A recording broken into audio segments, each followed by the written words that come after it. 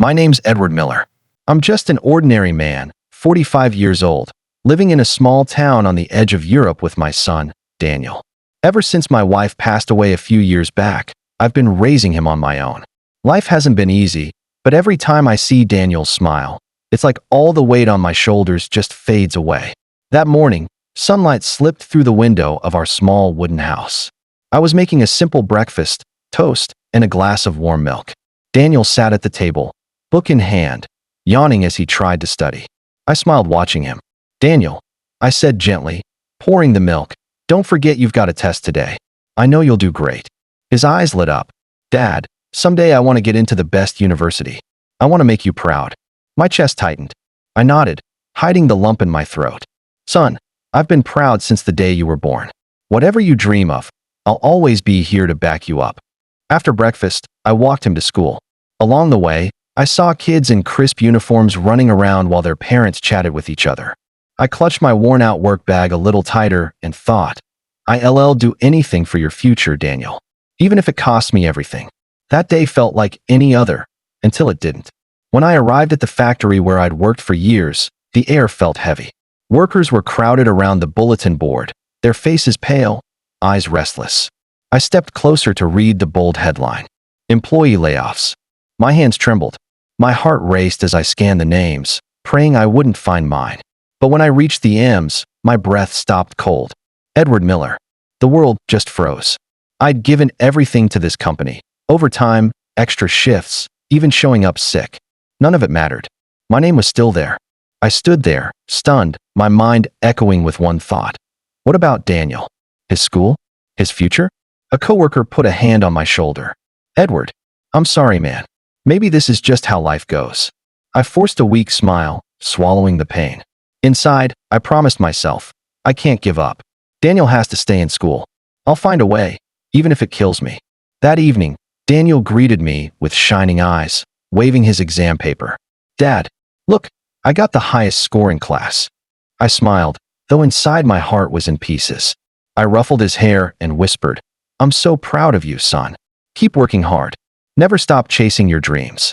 He hugged me tight, not knowing how close I was to breaking. How could I tell him I just lost my job? That we might not even have enough for his tuition? That night, after he fell asleep, I sat in the dimly lit living room, staring at an old family photo. Me, my wife, and little Daniel between us. It felt like my wife was whispering from that frame. "Don't let our son's dream die, Edward." I clenched my fist. Whatever it takes, I won't let Daniel drop out, even if I have to destroy myself. The next morning, I went out early, not to work, but to look for one. I knocked on doors, asked at shops, garages, warehouses, even tiny diners. The answer was always the same. "Sorry, we're not hiring right now." By afternoon, I was drained. My shirt was soaked with sweat, my legs heavy, but I kept going. I couldn't go home empty-handed. I couldn't face Daniel with nothing. That evening, I collapsed on a bench in the city park, exhausted. Across the way, I saw a young father laughing as he played with his child. My chest tightened. Why can't I give Daniel a life like that? When I finally made it home, Daniel asked eagerly how my day went. I forced a smile. "Still looking, son. Maybe tomorrow a door will open." But deep down, I knew those doors were closing fast. And soon, I might have to take a road I'd never imagined. That night, after Daniel drifted off to sleep, I sat alone at the kitchen table. My shadow flickered against the wall under the dim light. I opened my wallet, just a few crumpled bills left, not enough for even a week. I buried my head in my hands. Then the words of an old acquaintance came back to me. In the big city, people will sell anything just to survive, even their own bodies. I shook the thought away. But the more I resisted, the louder it echoed. What if that's the only way Daniel can stay in school? I pulled out Daniel's photo from my pocket. His innocent smile stabbed me right in the chest. "Son," I whispered, "I won't let you drop out, no matter the price." Outside, the night wind rattled the window, like it was bearing witness to my torment. I knew then, I was standing on the edge of a decision that would change everything. And when the idea finally settled, "Sell your kidney, Edward, buy your son a future," I realized our simple story had just entered the storm. The days that followed felt like walking a tightrope. I tried to stay strong, to keep smiling in front of Daniel, but every step felt heavier than the last. My body grew tired quickly, my mind often drifted, and a constant sense of unease haunted me. One afternoon, Daniel came over, studying my weary face. "Dad, why do you look different lately? You look more tired than usual." I forced a faint smile and patted his head. "I'm just a little busy, son. Don't worry, everything's fine." But his gaze cut right through me. He wasn't just looking, he was beginning to see. And that terrified me, because I knew one day he'd discover the truth of what I was doing, and he might judge it in his own way. That night, I sat in my old armchair, staring at a faded family photo. A question burned inside me. Will my sacrifice be seen as love, or will it become a burden Daniel carries for the rest of his life? The thought haunted me, reminding me of a painful truth. Loving a child isn't always easy. Sometimes love means carrying loneliness, guilt, and choices you can never fully explain. And I knew the real storm hadn't even started yet. But it was close, waiting to tear apart everything I'd tried so hard to build. One afternoon, Daniel came home earlier than usual. His eyes were shining as he held up a piece of paper. "Dad, I got accepted into the advanced science program. But it costs extra. I don't want to trouble you, but I really want to join." My throat tightened. My heart pounded as I forced a smile. "Son, maybe we can find another way first," I said carefully. His face fell, his eyes brimming with disappointment. "Another way? Dad, you always say you support my dreams. If even this isn't possible, does that mean you don't believe in me?" The pain in my chest was sharper than any exhaustion I'd ever felt. "Daniel, don't misunderstand me. I believe in you more than anything." But what, Dad?" His voice rose, anger flickering in his eyes for the very first time. I froze. I wanted to tell him everything. All my sacrifices, my fears, the desperate choices I'd made to keep him in school. But I knew he wasn't ready to understand. Not yet. He turned and went to his room, closing the door firmly. I just stood there, staring at that door, realizing one bitter truth. Sometimes, a father's love isn't enough to make his child understand his intentions. That night, guilt and loneliness were my only companions. The next morning, the house felt colder. Daniel barely spoke, keeping his eyes on the floor during breakfast. I tried to break the silence, but every word I said sounded hollow. I knew, behind his silence, he was questioning every decision I'd ever made. And I realized something terrifying. The choice I'd made to protect his future was already starting to weigh on him like an invisible chain. That day, I went around the city, filing the paperwork for the medical procedure I had agreed to. Each step felt heavier, not because of my body, but because I knew Daniel might one day see this not as love, but as something that held him back. That night, I sat at his desk, staring at his books scattered across it. I wanted to write him a letter, to explain everything, but I was afraid my words would be too heavy for him, or worse, misunderstood. Holding the pen tightly, I whispered to myself, will my sacrifice ever be understood by Daniel? Or am I only building a wall between us? A few evenings later, Daniel walked in with a scowl, dropping his school bag. His eyes were unreadable as he said, "Dad, I know you're trying, but sometimes it feels like you're controlling my life. I want to be free. I want to make my own choices, without feeling tied to what you're doing." His words cut deeper than any physical pain I'd felt. I sat down slowly, lowering my head. "Daniel, I only want you to have the best chance. Everything I've done, it's because I love you." His eyes filled with tears. In a trembling voice, he whispered, "Sometimes your love makes me feel trapped, like my life isn't really mine." That night, I sat by the window, staring at the dark sky. My heart was shattered. I was giving up pieces of myself for his future, yet to him, it felt like chains. I realized a bitter truth. Good intentions don't always look like love. And the storm I had feared, the storm that would test our bond, had finally arrived. The next day, I met again with Mr. Harris to sign the final documents. He looked me straight in the eye. "Edward, once you sign this, there's no turning back. Are you sure you're ready?" I nodded slowly. "I don't have another choice. I have to do this for Daniel." I walked home with heavy steps. Daniel was at the dining table, working on his homework. He glanced up, gave me a small smile, and said, "Dad, I'll study even harder. I want to make you proud." I lowered my head, holding back tears. My heart ached and swelled at the same time. Every drop of sweat, every pain I was about to endure, it was all for that smile. That night, as I sat alone, I knew the critical moment was drawing near. After this, Nothing would be the same. Not my body, not my bond with Daniel. My sacrifice would be the hardest test we'd ever face. The following morning, Daniel came to me holding a brochure. "Dad, I found another way. There's a scholarship program. I can work part-time to cover the costs. I want to do this myself, without burdening you." My heart stopped for a moment. His determination was pure, but I knew a part-time job wouldn't be enough. I wanted to explain, but the words stuck in my throat. "Daniel, I admire your effort, but this isn't just about money. I want you to focus on studying, not worrying about bills," I said softly. His eyes glistened with both hope and frustration. "Dad, sometimes it feels like you don't trust me to make my own choices. Like you always have to decide everything for me." His words pierced deeper than my fatigue. I realized that every sacrifice I had made, every choice I'd forced through for his sake, was slowly creating distance between us. That night, I sat alone, staring at the night sky. My heart was torn between resolve and guilt. I had to keep going, even though every step grew heavier. I understood one truth. A father's love has no limits, but sometimes, sacrifice comes with unbearable pain. Days passed, and my body began to betray me.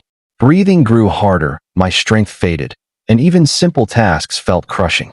But I never let Daniel see my weakness. One evening, Daniel confronted me with a piercing look. "Dad, I feel like we're drifting apart. You're always tired, always distant, but I don't know why. I want to be close to you, but it feels like there's a wall between us." His words shattered me more than any illness ever could. I wanted to explain, but fear held me back. Fear that he would see my sacrifice not as love, but as something that suffocated him. That night, I sat with the old family photo again and realized the path I'd chosen to save his future was the very thing tearing our closeness apart. I closed my eyes, whispering to myself, "Edward, stay strong. It's not time to give up yet. There's still a way to fix this, if you can survive the storm." But I knew the hardest trial wasn't in my body. It was in my son's heart. The days that followed made it clear. The path I had chosen wasn't going to be easy. Every step felt heavy. My breath came in short gasps, and exhaustion was no longer just a passing feeling. It had become a burden I carried every single day. Still, I never let Daniel see it. One evening, while preparing dinner, my body nearly gave out.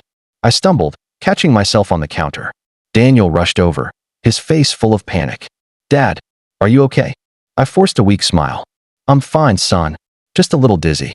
Don't worry." But deep inside, I knew this wasn't just dizziness. My body was warning me. The consequences of my choice were becoming very real. This wasn't just physical strain. It was a reminder that if I wasn't careful, everything could spiral into disaster. That night, I sat alone in the living room, staring out at the night sky. Fear crept into my chest, but so did resolve.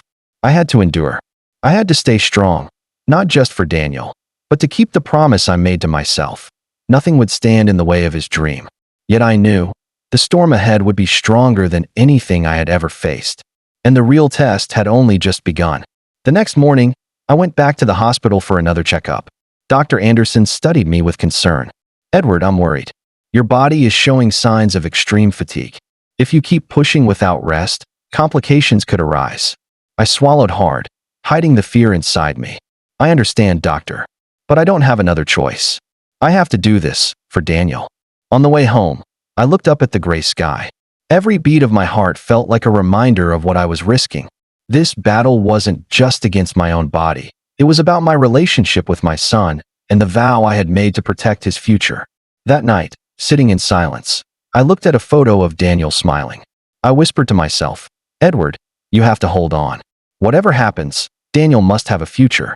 And I knew the road ahead was only going to get darker, demanding a strength I wasn't sure I had left. Day by day, my body weakened further. Simple movements felt like carrying weights. My head spun whenever I tried to focus. But every time Daniel looked at me, I forced a smile, hiding the fear burning inside my chest. One evening, when he had finally gone to bed, I broke down in the quiet of the living room. Tears slid down my face, unstoppable. I had reached my lowest point, a place where a father's love is tested by weakness, anxiety, and the fear of failing his child. I picked up Daniel's photo, staring at his innocent smile, the very reason I couldn't give up. My voice cracked as I whispered, "Son, I'm sorry for making you feel this distance between us. But please believe me, everything I do for your future." My heart was breaking, but my determination only grew stronger. After this low point, I knew I had no choice but to rise again. Daniel depended on me, and I refused to let him down. That night, I made a vow. This storm I would face. The consequences I would bear alone. And I would do whatever it takes to make Daniel's dream come true. The following days blurred together. Tired mornings, lonely nights. Daniel stayed busy with school, though his worried glances toward me became more frequent. Still, I forced myself to look strong. One afternoon, I walked to the park, hoping to clear my mind. There, I saw a father laughing and playing freely with his young child. Their joy stung me like a wound. I longed for moments like that again, moments where Daniel and I could laugh together without secrets, without sacrifices weighing me down. That night, I wrote Daniel a short note. I told him about his dreams, about how much I loved him, about how I wanted to always be there for him, even if the path I had chosen was painful. Closing the notebook, I whispered to myself, "Edward, it's not over yet. You have to keep fighting, for Daniel, for his future, for the bond between you." But I knew the next storm would hit harder, demanding more courage than I'd ever had to muster.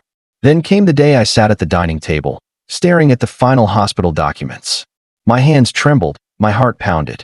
Signing them meant taking the last irreversible step.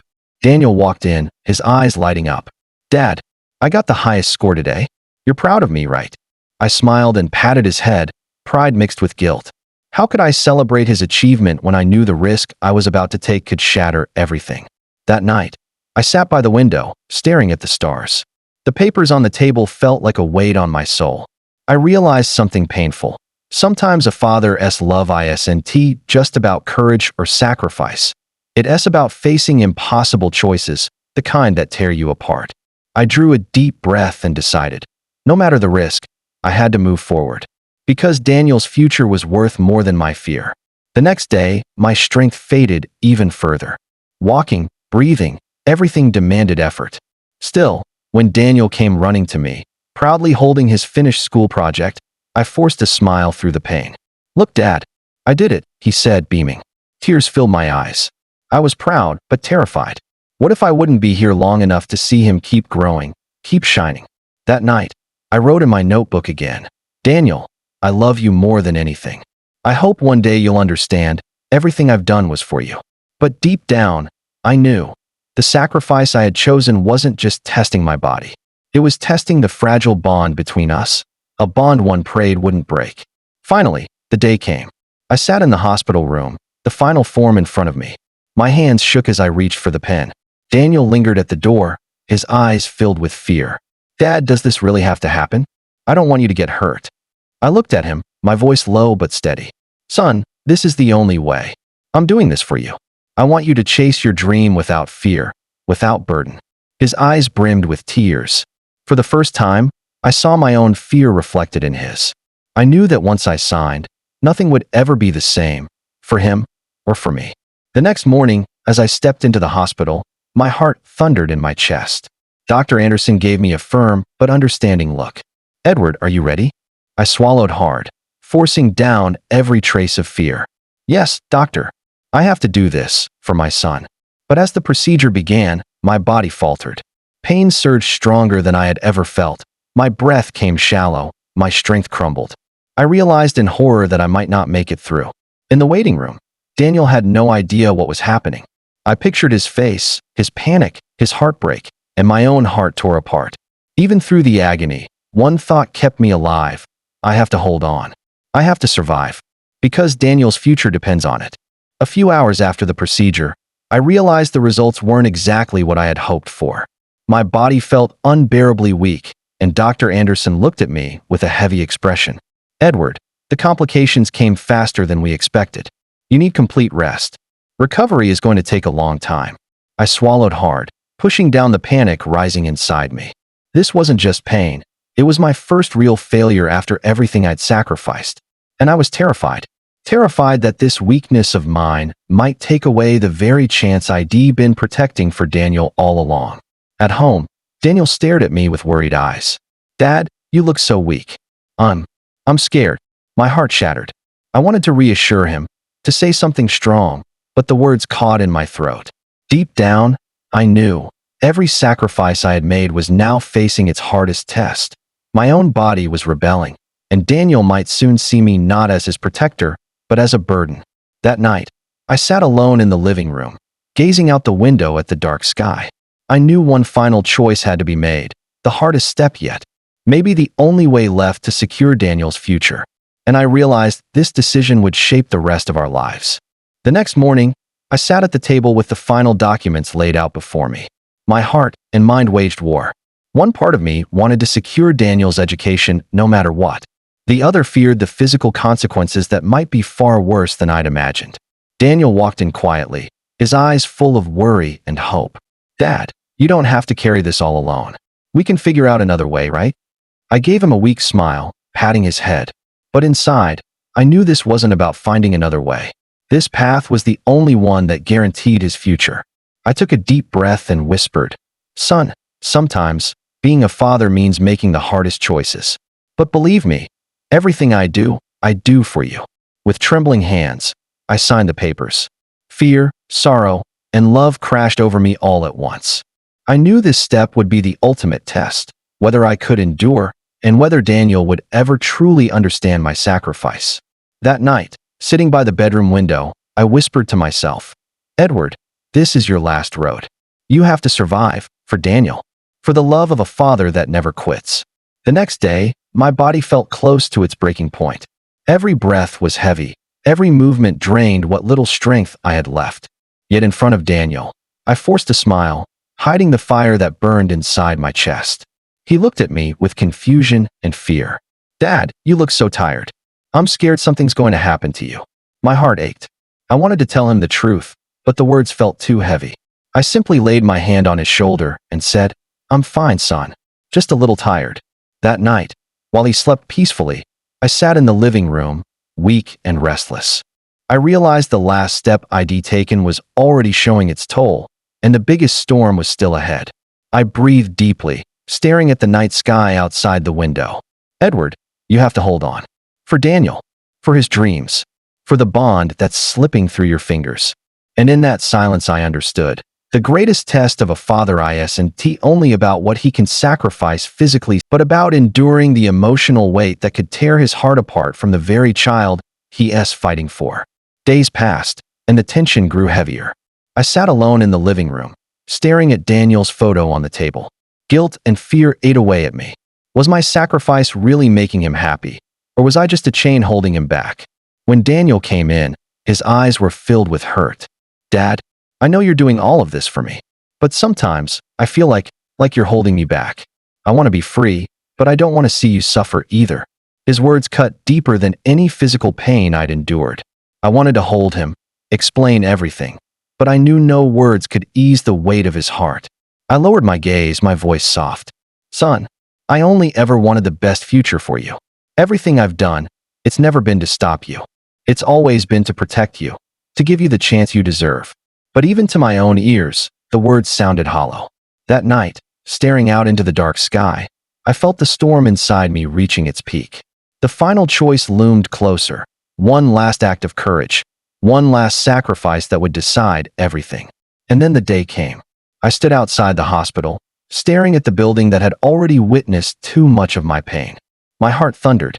I knew this decision would define both Daniel's future and my own. Daniel's eyes searched mine, full of hope and fear. "Dad, I want you healthy, but I also want to chase my dreams. What do we do?"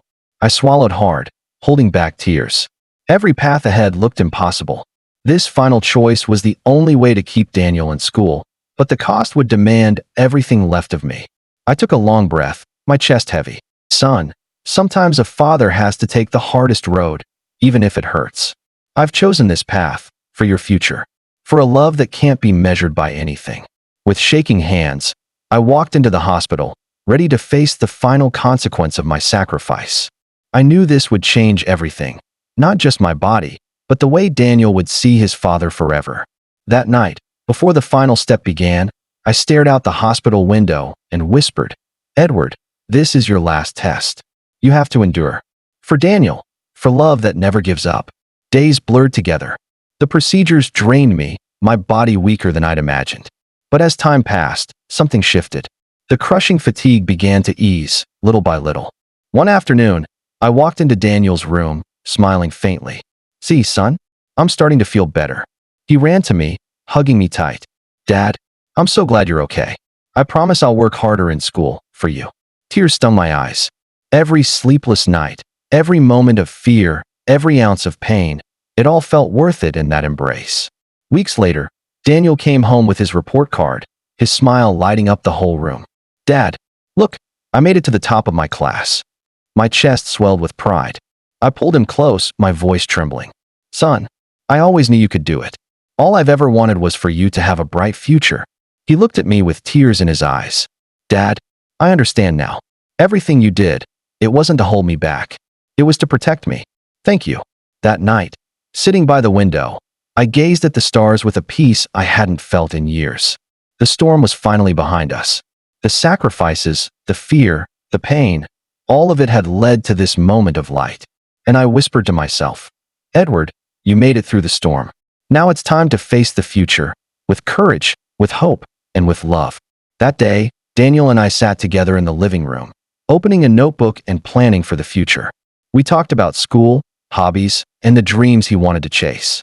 It felt wonderful to see his eyes shining with a new spark of confidence. "Dad, I want to study harder, so one day I can help people the way you've helped me," Daniel said firmly. My heart swelled with pride. "Son, that's a beautiful intention. I know you can do it. All I want is for you to keep moving forward and be happy." That night, I sat alone by the bedroom window, reflecting on our long journey. All the struggles, fears, and tears finally felt worth it. I realized every sacrifice, every hard step, had laid the foundation for a brighter future for both Daniel and me. I looked up at the night sky, smiled, and whispered to myself, "Edward, the journey was heavy, but look at the result. You've built a future full of love and happiness." In the days that followed, our new life came with small challenges. Daniel's schoolwork got busier, and I worried if I could keep supporting him while still managing my own health. One afternoon, Daniel came to me looking upset. "Dad, I have this big assignment due tomorrow, but I'm struggling. I'm afraid I'll disappoint you." I looked at him gently. "Son, don't be afraid. I'll always be here to help you. We'll figure it out together." We sat at the table, working side by side, solving problems and finding solutions. Watching him work so hard filled me with pride. I realized challenges weren't something to fear anymore. They were opportunities for us to grow stronger together. That night, I smiled at the stars outside my window. One truth became clear. No matter how small or big, every challenge feels lighter when faced with love, unity, and courage. And I whispered, "Edward, look, with Daniel by your side, you can face anything. Love and courage will always be stronger than fear." One day, we decided to do something simple but meaningful. Cook together in the kitchen. Daniel laughed as flour flew through the air, and I couldn't help but smile, soaking in that pure, innocent joy. "Dad, this is so fun. We can make my favorite meal together," he shouted with delight. My heart felt warm. I realized that moments like this, simple, ordinary moments, were the most precious of all. Not just achievements or sacrifices, but the small things that built trust and closeness. That evening, we sat in the living room, enjoying the food we had made, sharing stories from the day. I looked at Daniel's glowing face and knew all those sacrifices had borne real fruit, not only in his success, but in the bond we now shared. Looking out at the night sky, I whispered, "Edward, see, love and togetherness are the real strength that carries you through anything." And now, you feel it fully. Another day, Daniel asked me to go for a walk at the city park. The afternoon sun lit up his cheerful face, and his little laugh eased my heart. We sat on a wooden bench, eating ice cream, talking about dreams. "Dad, I feel so happy right now. It's like all the hard times have finally been paid off by moments like these," Daniel said with a warm smile. I looked at him, my heart overflowing. "Son, I feel the same. Every struggle, every sacrifice is worth it when I see you smile like this." That night, sitting in the living room, gazing at the stars outside, I realized the long road of fear and sacrifice had finally led to priceless happiness, simple, but so real. And I whispered, "Edward, This is the reward of your fight. Now you and Daniel can live in warmth, love, and hope." One evening, I watched Daniel reading his book with excitement. Smiling, I called him over. "Son, come sit with me. I want to tell you something." He sat beside me, eyes curious. I spoke softly. "From everything we've been through, I want you to remember one thing. Love, courage, and perseverance are the most important things in life. Nothing is impossible if you face it with an honest heart." Daniel hugged me. "Dad, I understand now. Everything you did for me, every sacrifice. I'll always treasure it, and I'll do my best to make you proud." Closing my eyes, I felt a peace I'd never known before. The storms we had faced weren't in vain. We had survived, and now life was filled with gratitude, happiness, and love. I whispered, "Edward, this is the reward of a father's patience and love. The moment when every wound and sacrifice is paid back with true joy." That day, we sat on the balcony, enjoying the cool evening breeze. We shared small stories, light laughter, and simple moments that warmed the heart. Daniel looked at me, his eyes shining. "Dad, I've learned so much from all of this. I want to treasure every moment we have together and never take anything for granted." I smiled, filled with pride and relief. "Son, that's the most important thing. Life is short, and every moment together is a gift. I've learned to cherish our time, too." That night, as we sat by the window, gazing at the quiet sky, I realized our journey had built an unshakable bond. True love always finds a way through hardship. I whispered, "Edward, every second with Daniel is a gift. Every sacrifice, every tear, is now the foundation of our happiness." One afternoon, we worked together in the backyard, planting flowers and vegetables. Dirt clung to our hands, and laughter filled the air. That simple moment felt more valuable than anything else. "Dad, I've never felt this happy before," Daniel said, smiling. "Everything we've been through, it makes me appreciate life, and us, even more." I nodded, my heart warm. "Son, happiness isn't always about big things. Sometimes it's in little moments like this, lived with gratitude. I'm glad we can share this together." That night, as I looked up at the stars, peace washed over me. I realized the long road of fear and sacrifice had finally led us to the most precious gift: simple, lasting happiness and an unbreakable bond. I whispered, "Edward, look, after all the storms, you found peace and true joy in life's simplest moments." One evening, I sat looking through old photos, Daniel as a child, our hard days, and the joyful moments we'd finally reached. Each picture held a story. Each memory reminded me how precious love and perseverance truly are. Daniel sat beside me, his voice full of gratitude. "Dad, I'm thankful we went through everything together. I learned about sacrifice, patience, and true love from you." My heart overflowed. Holding his hand, I said, "Son, I'm thankful too. Everything we went through brought us here, where we can live with joy and gratitude." That night, sitting together by the window, I understood life isn't always easy. But with love, courage, and unity, every wound becomes a lesson, and every struggle becomes the foundation of happiness. I whispered, "Edward, see, this long journey taught you the most precious truth, that happiness lives in love, sacrifice, and togetherness." And then one morning, Daniel and I sat on the same park bench we had visited weeks before. The warm sunlight fell gently, birds singing all around us. His eyes were full of hope and joy, eyes that now understood a father's struggle. "Son, look how far we've come. Every hardship, every sacrifice brought us to this beautiful place," I said softly. He hugged me tightly. "Dad, I'm grateful for you. I'll always honor your sacrifices, and I'll work hard to make you proud." My heart swelled with gratitude and joy. I realized our long journey had forged an unbreakable bond, and that true love had carried us through every storm. The pain, the tears, the sacrifice, they had all given birth to something simple, yet priceless: happiness. Looking up at the bright sky, I whispered, "Edward, this journey has taught you the most valuable truth, that a father's love, courage, and sacrifice can make life more beautiful. Every storm eventually passes when faced with a sincere heart." And there, under the morning sun, Daniel and I sat together, embracing the peace we had earned, knowing our future was filled with hope, love, and unshakable happiness. The end.